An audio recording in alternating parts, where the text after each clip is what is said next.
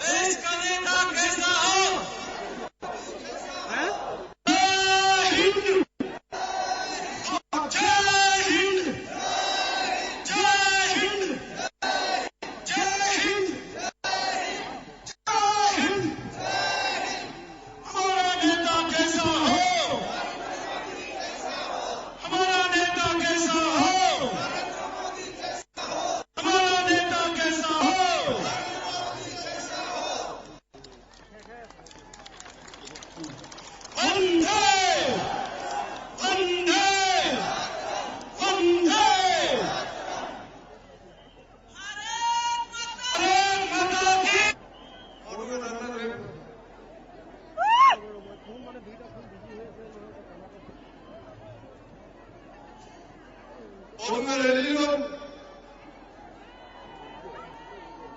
जय जय नरेंद्र मोदी जय जय।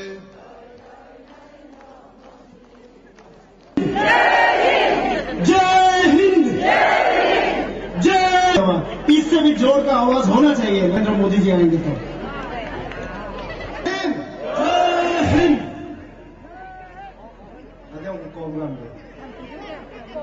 हेलीकॉप्टर टेक ऑफ का बेलक के मोदी हेलीकॉप्टर टेक ऑफ गए बिखर पुईबागान आप जय हिंद दिल्ली जय जय विमाने नौपे जय जय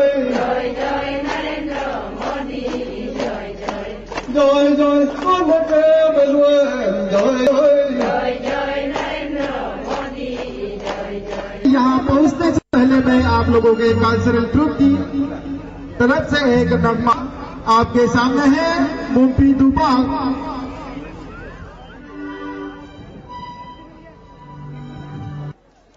सबसे पहले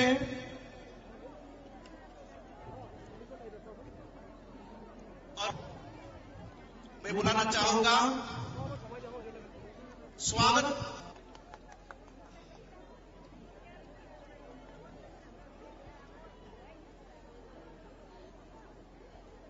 गोविंद सोइन अरुणाचल के हर कोने से साइड स्टिल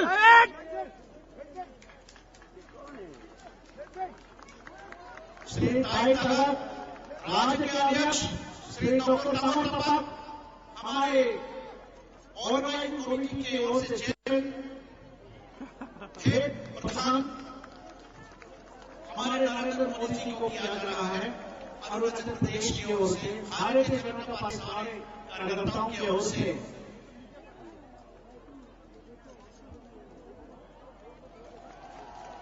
तालियां बहुत जोर शोर तालियां से उनका स्वागत कीजिए, उनका स्वागत कीजिए। धन्यवाद। मंच पर विराजमान भारतीय जनता पार्टी के वरिष्ठ नेता श्रीमान आहलुवालिया जी, श्री तपीर गांव जी,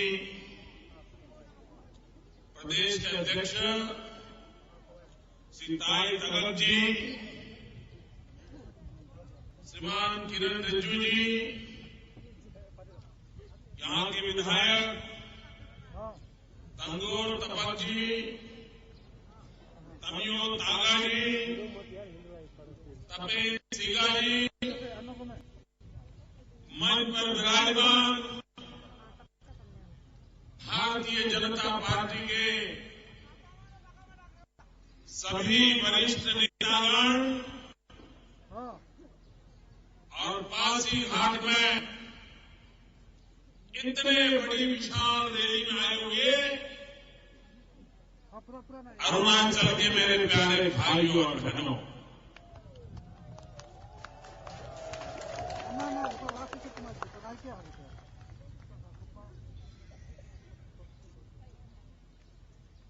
गुजरात का और अरुणाचल का रिश्ता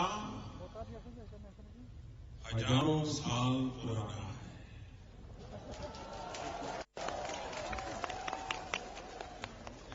ये रिश्ता नया नहीं है, ये रिश्ता आज का नहीं है। द्वारका से भगवान श्री कृष्ण और हमारे अरुणाचल प्रदेश की रुक्मिणी,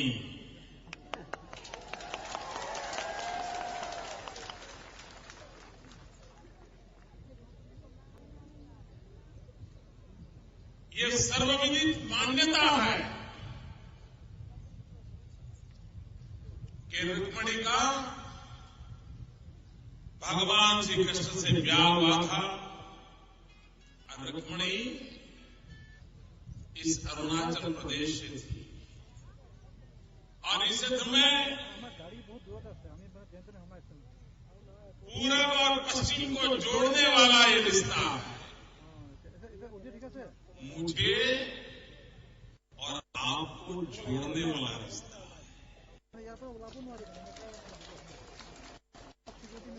और भाइयों, आज जब रात का एक मोदी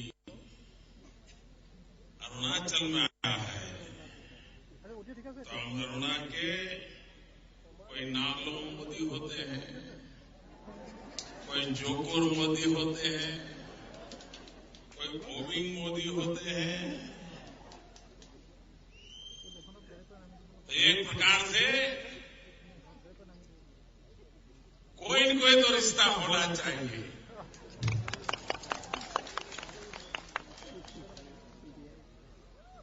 आप क्या बोलते हैं? वायोंग मोदी।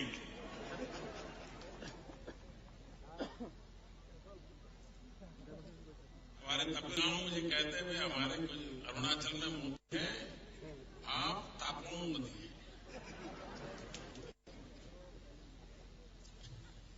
भाइयों बहनों, ये अरुणाचल सूरज की पहली किरण आकर के आशीर्वाद देती है और हिंदुस्तान में पहले अरुणाचल जगता है, फिर पूरा हिंदुस्तान जगता है।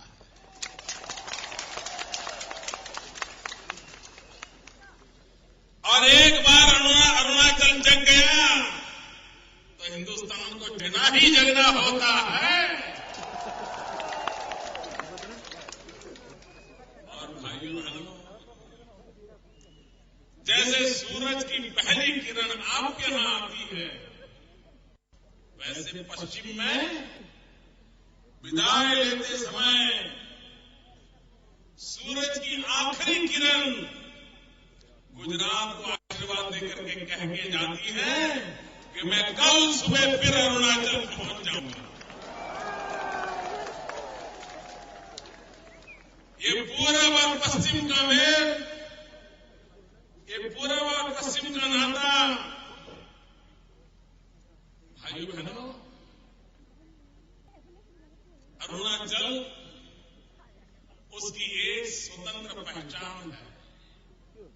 एक प्रकार से कहा जाता है कि अरुणाचल ये ऑर्चिड स्टेट ऑफ इंडिया है, यह हिंदुस्तान का बगीचा है,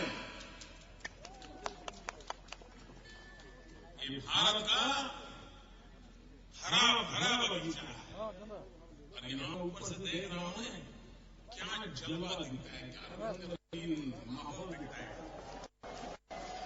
मैं नहीं जानता हूं कि टीवी वाले, कैमरा वाले इसको पकड़ पाएंगे कि नहीं पकड़ पाएंगे। ये हमारे तबरगांव बता रहे थे, अरुणाचल के इतिहास में इतनी बड़ी रैली कभी नहीं होती, इतनी बड़ी जबरदस्त रैली। भाइयों बहनों,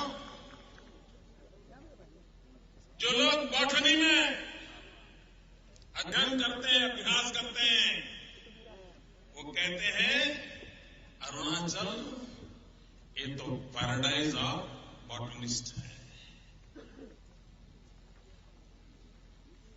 बॉटनी का अभ्यास करने वालों के लिए ये स्वर्ग भूमि है। भाइयों बहनों, और ये तो जैसे जापान को उगते सूरज की भूमि कहा जाता है, वैसे हिंदुस्तान के उगते सूरज की भूमि ये मेरा अरुणाचल प्रदेश है।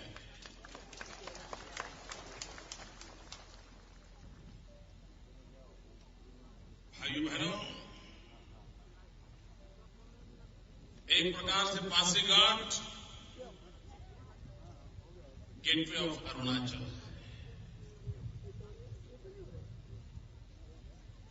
ये अरुणाचल की भूमि वीरों की भूमि है भाई। कभी कभी लगता है कि अरुणाचल की ये देशभक्ति न होती, अरुणाचल में ये वीरता न होती, यहां के लोग चीन के सामने डट करके भिड़े न होते। लंबे अरसे तक 62 में चीन अपने डेरे तंबू डाल करके बैठ गया था, लेकिन अरुणाचल के लोगों की देशभक्ति का जलवा देखिए। वो चाइना की बातों में नहीं आए, चाइना से डरे नहीं, चाइना के दबाव में नहीं आए और जय हिंद का नारा बुलंद करते गए। ऐसी मेरी अरुणाचल की धरती, यहां के वीरों को मैं नमन करता हूं। यहां के शहीद वीर नीलम ताले 1962 में चीन के दांत खट्टे करने का काम किया। यही तो पासीघाट है जहां अंग्रेजों के खिलाफ लड़ने के लिए मतमोड़ जामिने लगाई गई थी, शहादत मौली थी। हिंदुस्तान को आजाद करने के लिए अपना प्राण को न्यौछावर कर दिया। करगिल का युद्ध भी तो मेरे अरुणाचल के रक्त से सुशोभित हुआ था। करगिल की लड़ाई में भी दो चिड़ियां शहादत दे करके पाकिस्तान के खिलाफ अपनी ताकत का पर्चा दिखाया था। कश्मीर की रक्षा करने वाले हो, हिंदुस्तान के किसी भी क्षेत्र की रक्षा करनी हो, ये मेरे अरुणाचल के नौजवान, ये मेरे अरुणाचल रेजिमेंट, ये वीरों की धरती से निकले हुए जवान आज भी मेरे भारत मां की सेवा कर रहे हैं। मैं इसी धरती को प्रणाम करता हूं, ऐसे वीर नौजवानों को मैं प्रणाम करता हूं। लेकिन भाइयों बहनों, आज जब मैं अरुणाचल की धरती पर आया, मातृभूमि के लिए मरने वालों की धरती पर आया हूं, तब भारी मन से आया, दुखी मन से आया, आंख में आंख मिलाकर सर ऊंचा करके बात करने की हिम्मत न हो, क्योंकि हमारा ये लाभ निडोतानिया उसे मौत के घाट उतार दिया। देश की राजधानी में मौत के घाट उतार दिया। भाइयों बहनों, मैं परमात्मा से प्रार्थना करता हूं,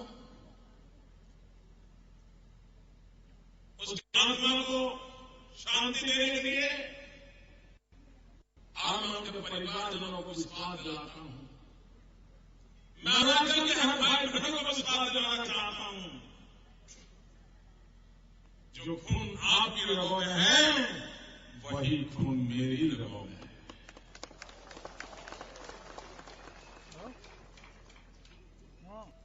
भाइयों बहनों,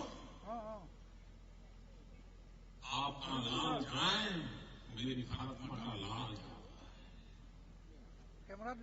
और मैं दिल्ली की सल्तनत से कहता हूं,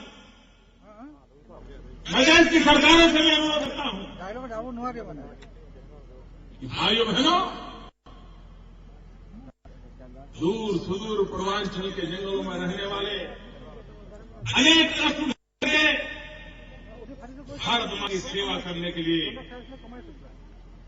दिन रात दौड़ने वाले ये हमारे भाइयों की रक्षा, ये हम सबका दायित्व है, हम सबकी जिम्मेवारी है। उनका सम्मान, उनका गौरव सभी देशवासियों की जिम्मेवारी है। भाइयों बहनों,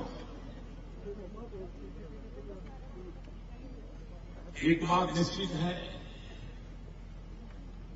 युग बदल चुका है, सोच बदल चुकी है, स्थितियां बदल चुकी है। कोई एक युग था जब शासकों को विस्तार करना ये उनके पराक्रम का प्रतीक माना जाता था। एक राज्य दूसरे राज्य पर लड़ाई करता था, विस्तार करता था, भूभाग का विस्तार करता था। एक देश दूसरे देश पर चढ़ाई करता था, विस्तार करने का प्रयास करता था। युग बदल चुका है, विस्तारवादी मानसिकता को इस युग में दुनिया स्वीकार नहीं करती। चीन को भी अपनी विस्तारवादी मानसिकता को छोड़ना पड़ेगा।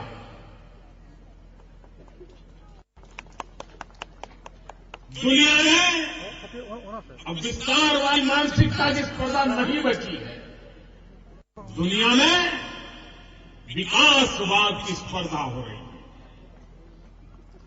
कौन देश कितना आगे बढ़ता है,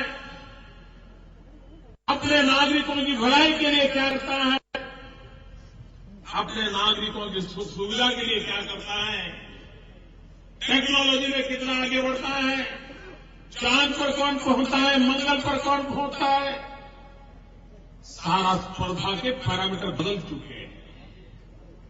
और इसलिए चीन को भी विस्तारवादी मानसिकता को छोड़ करके विकासवाद की मानसिकता की ओर आगे बढ़ना ही पड़ेगा। दुनिया स्वीकार नहीं करेगी। भाइयों बहनों, मैं विकासवाद का पक्षधर हूं। भारत का भी हमें भला करना होगा तो वो विकासवाद पर ही होने वाला है। न परिवारवाद से भला होगा, न जातिवाद से भला होगा। अगर भला होगा तो विकासवाद से होने वाला है। और 2014 का 14 का चुनाव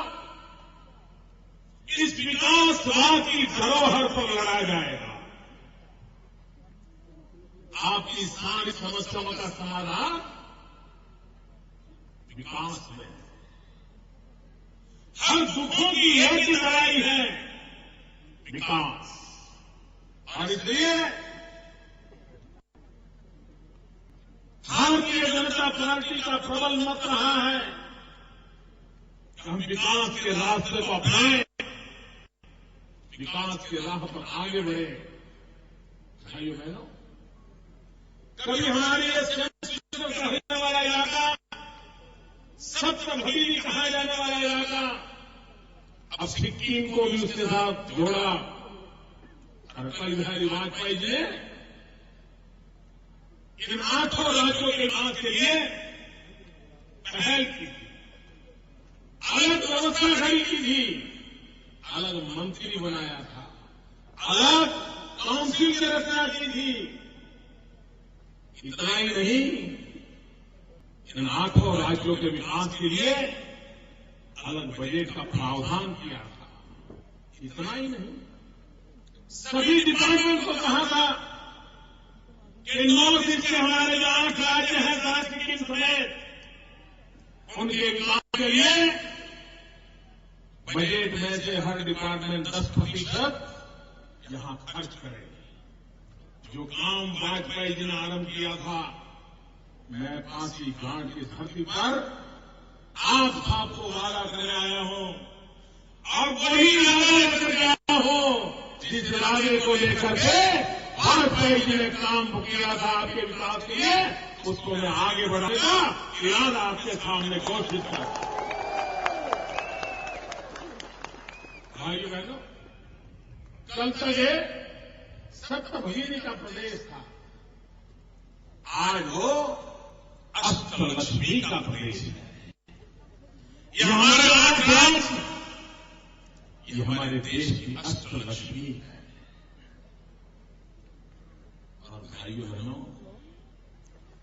हम सबको मालूम है लक्ष्मी कहां विराजती है। लक्ष्मी किस आसन पर बैठती है? कमल।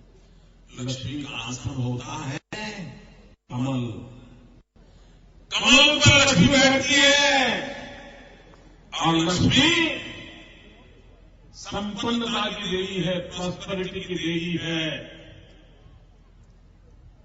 भाइयों बहनों, अब इस 8 प्रदेशों में कमल खिलने वाला है, लक्ष्मी विराजित होने वाली है और यहां पर संपन्नता आने वाली है। ये मैं आपको विश्वास दिलाता हूं। जो लोग वास्तुशास्त्र में विश्वास करते हैं, हमारे देश में वास्तुशास्त्र की विधा बहुत पुरानी है। किसी घर में कष्ट होता है तो मुसीबत होती है, तो वास्तुशास्त्र को दिखाते हैं घर की रचना में तो कोई गड़बड़ नहीं है। तो जो वास्तुशास्त्री होते हैं वो ये कहते हैं कि भाई आपके घर का जो ईशान कोना है इसको ठीक रखो। आपका ईशान कोना ठीक रहा तो पूरा घर ठीक हो जाएगा। ये वास्तुशास्त्री कहते हैं। भारत का ईशान कोना है, ये हमारी अष्टलक्ष्मी, हमारे नॉर्थ ईस्ट के 8 राज्य है। अगर हमने वास्तुशास्त्र के हिसाब से ही हमारे 8 राज्यों का अरुणाचल समेत अगर सबका भला किया, सबका कल्याण किया, तो हिंदुस्तान का भला अपने आप हो जाने वाला है। और इससे भाइयों बहनों, एक शुभ और मंगलकारी काम है जिसको करने के लिए हम प्रतिबद्ध हैं। भाइयों बहनों, हमारा अरुणाचल प्रदेश 3 राज्यों के साथ खड़ा हुआ है और इसलिए उसकी सुरक्षा ये भारत की सुरक्षा का हिस्सा है। लेकिन हमारे यहां के नौजवानों में आप गौर करो, गुस्सा क्यों है? गुस्सा इसलिए है पढ़ना है तो भी बाहर जाना पड़ता है, नौकरी चाहिए बाहर जाना पड़ता है, नया रोजगार के अवसर है, नया शिक्षा के अवसर है। आजादी के इतने सालों के बाद मेरे अरुणाचल प्रदेश के नौजवानों को शिक्षा का अवसर मिले, रोजगार का अवसर मिले। मुझे पूरा भरोसा है कि यहां पर जो आक्रोश का माहौल है उससे हम हमारे नौजवानों को बचा सकते हैं। कभी कभी विदेशी ताकतें हमारी युवा पीढ़ी को तबाह करने के लिए, हमारे नौजवानों को तबाह करने के लिए ड्रग्स के माध्यम से, कैफीन द्रव्यों के माध्यम से उनकी आदतें बिगाड़ करके, उनको इस व्यवसाय में व्यतीत करके इनके जीवन को बर्बाद करते हैं। कभी सीमा पार के घुसपैठ गिरा करके हमारे जीवन को बर्बाद कर रहे हैं, हमारी पूरी आर्थिक स्थितियों को बर्बाद करते हैं। कभी एक्सट्रीमिस्ट को खून खराबे की दुनिया में हमारे नौजवानों को खींच जाते हैं। भाइयों बहनों, ये हम सबका सरकार के नाते, समाज के नाते एक सामूहिक दायित्व बनता है कि हम विकास के माध्यम से रोजगार के, शिक्षा के अवसर प्रदान करके, इंफ्रास्ट्रक्चर की सुविधाएं देकर के राज्य अरुणाचल को रोड न मिले, एक ब्रिज बनने में भी इतने दशकों के दशक लग जाते हैं। अगर यही काम हुआ तो मेरे अरुणाचल नौजवान को हम कैसे दोषित करें? आज इसलिए भाइयों बहनों, हम यहां विकास को लेकर के आए हैं, विकास की दिशा में ले जाने के लिए आए हैं। और मैं आपको विश्वास दिलाता हूं भाइयों बहनों, यही विकास का रास्ता है जिससे हम आगे बढ़ सकते हैं। भाइयों बहनों, मैं अगर दिल्ली की सरकार की आलोचना करूं तो किसी को लगेगा कि चुनाव आए हैं इसलिए मोदी जी आलोचना करते हैं, किसी को लगेगा कि भाजपा के हैं इसलिए आलोचना करते हैं। मैं अरुणाचल के नागरिकों से आग्रह करता हूं, आप इंटरनेट पर जाइए। 2012 में आप ही के अरुणाचल के मुख्यमंत्री ने मुख्यमंत्रियों की मीटिंग में भारत सरकार के खिलाफ क्या क्या बोला है जरा देख लीजिए। कितना आक्रोश व्यक्त किया है। अगर उन्हीं की पार्टी के मुख्यमंत्री को उन्हीं की दिल्ली की सरकार पर भरोसा नहीं है तो हम दिल्ली पर भरोसा कर सकते हैं क्या? जरा जवाब दीजिए, कर सकते हैं क्या भरोसा? हम दिल्ली की सरकार पर भरोसा कर सकते हैं?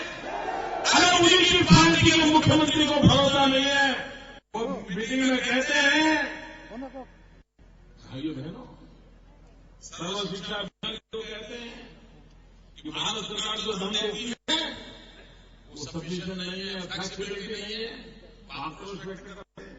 आइए दलित अधिकारियों का तबादला, नियुक्ति, संख्या, वो भारत सरकार के खिलाफ आवाज उठाते हैं। मेडिकल इंजीनियरिंग कॉलेज नहीं मिल रही है, भारत सरकार के खिलाफ आवाज उठा रहे हैं। भाइयों बहनों, ऐसी कैसी सरकार है जो उसकी खुद की पार्टी के मुख्यमंत्री की सुनती नहीं है, वो आपकी सुनेगी क्या? भाइयों बहनों, दिल्ली में ऐसी सरकार चाहिए जो अरुणाचल की आवाज सुनने के लिए तैयार हो। दिल्ली में ऐसी सरकार चाहिए जो किसी कोने से आवाज उठती है तो आवाज को महत्व देने वाली सरकार होनी चाहिए। ऐसी सरकार नहीं हो सकती जो दिल्ली में उनके मुख्यमंत्री की आवाज सुनने को तैयार न हो। इसलिए भाइयों बहनों, मैं आपसे आग्रह करता हूं कि 2017 के चुनाव में एक आमूल परिवर्तन का फैसला कर लीजिए। आपको मैं साफ साफ कहता हूं भाई, ये हमारा कमिटमेंट है। वाजपेयी जी ने करके दिखाया था, हम इसे आगे बढ़ा करके दिखाएंगे। आप भरोसा हो, ये काम हम करके जाएंगे। भाइयों बहनों, जो विकास की अवधारणा की चर्चा में जब करता हूं, क्या कभी किसी ने सोचा है कि अरुणाचल प्रदेश के पास क्या गजब की ताकत है? भाइयों बहनों, यहां की पानी की ताकत यहां के जीवन को बदल सकती है। लेकिन यहां के सरकारों ने, दिल्ली की सरकार ने यहां पानी को संकट मान लिया। यही पानी आपकी ऊर्जा बन सकता है, आपके विकास की अवधारणा बन सकता है। आवश्यकता है पूरे नॉर्थ ईस्ट के लिए वाटर रिसोर्स मैनेजमेंट की, ताकि बाढ़ भी न आए, ताकि पानी का अभाव भी न हो, पानी का सदुपयोग हो।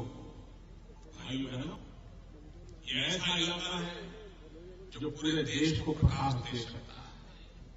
भाइयों बहनों, मैं जानता हूं अरुणाचल प्रदेश के नागरिक बड़े बड़े बिजली के कारखानों के विरोध में है।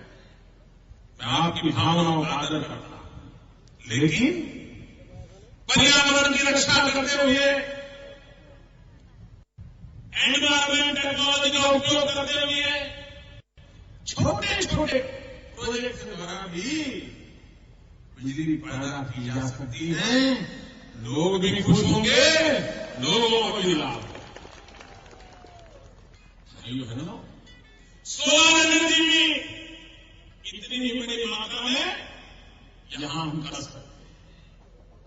विंड एनर्जी भी की जा सकती है, हाइड्रो एनर्जी कर सकते हैं। बहनों, एक प्रकार से अरुणाचल को एनवायरमेंट का वर्ल्ड कैपिटल हम बना सकते हैं। सपने देखने चाहिए, सपने देखने चाहिए, पूरा किया जा सकता है। भाइयों बहनों, जैसे पानी, पर्यावरण, प्रकाश, वैसे ही एक बहुत बड़ी ताकत है प्रवास, टूरिज्म।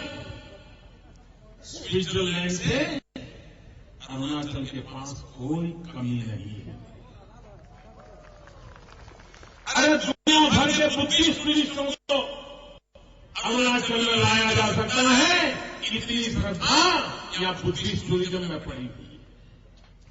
भाइयों बहनों, 4000 साल पुरानी विरासतें यहां पर प्राप्त होती है बुद्धिज्म की।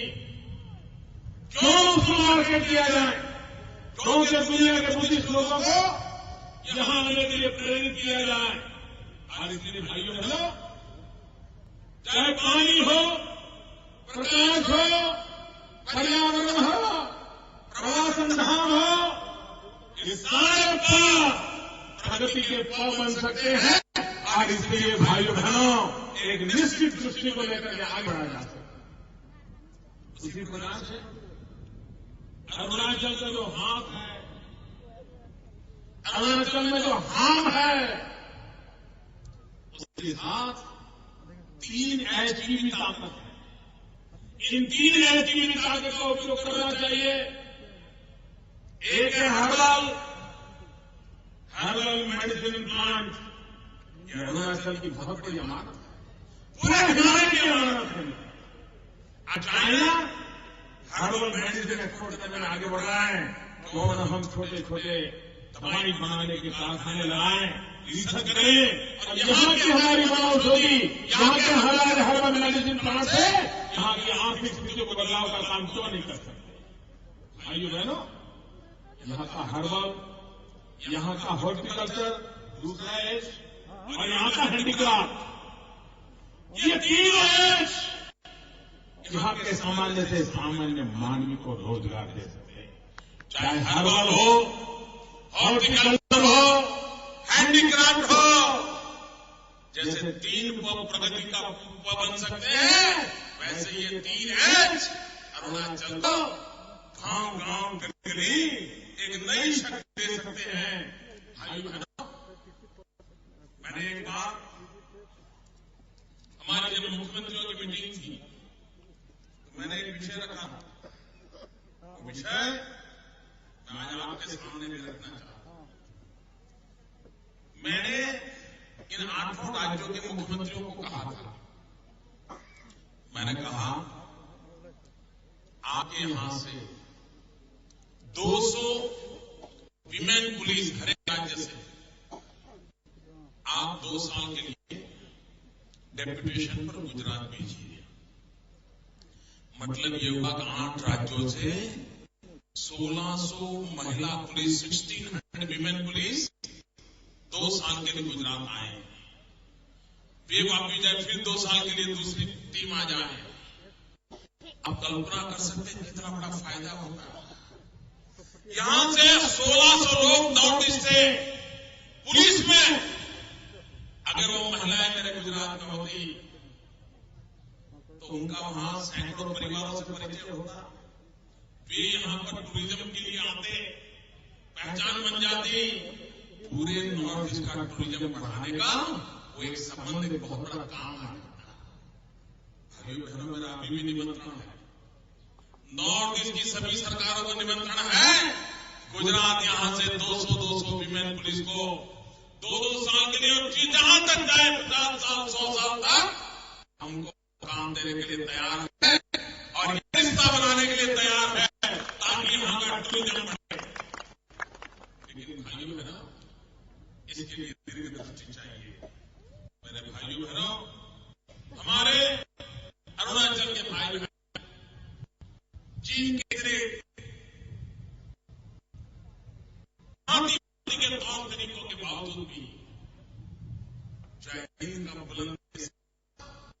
भारत मां के सिपाही बन के बैठे। अरुणाचल का एक एक नागरिक मेरी भारत मां की रक्षा का सिपाही है। दुनिया की कोई ताकत अरुणाचल को हमसे छीन नहीं सकती है। हमारी भूभाग की एक इंच जमीन नहीं ले सकती। और इसलिए भाई बहनों, जब मैं आज आपके बीच आया हूं तो मेरी भावना को प्रकट करते हुए मैं कहना चाहता हूं, सौगंध मुझे इस मिट्टी की, सौगंध मुझे इस मिट्टी की, मैं देश नहीं मिटने दूंगा।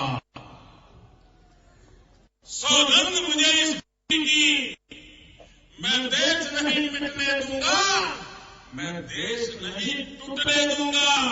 सौगंध मुझे इस मिट्टी की, मैं देश नहीं मिटने दूंगा, मैं देश नहीं टूटने दूंगा, मैं देश नहीं झुकने दूंगा।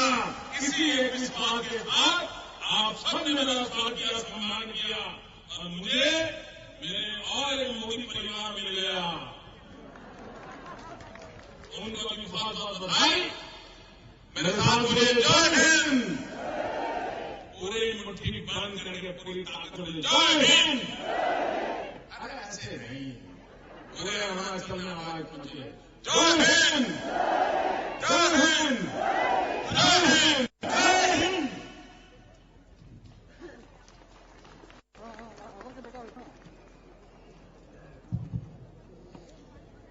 बहुत बहुत धन्यवाद।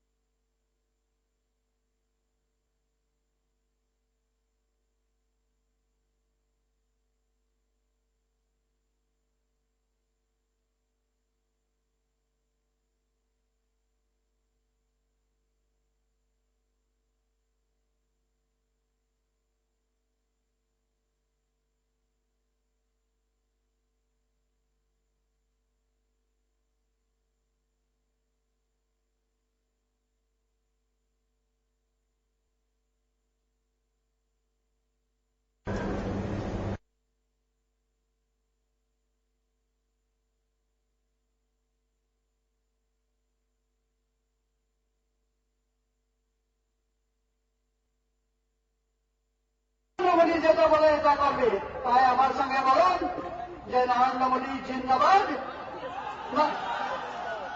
নরেন্দ্র মোদী জিন্দাবাদ।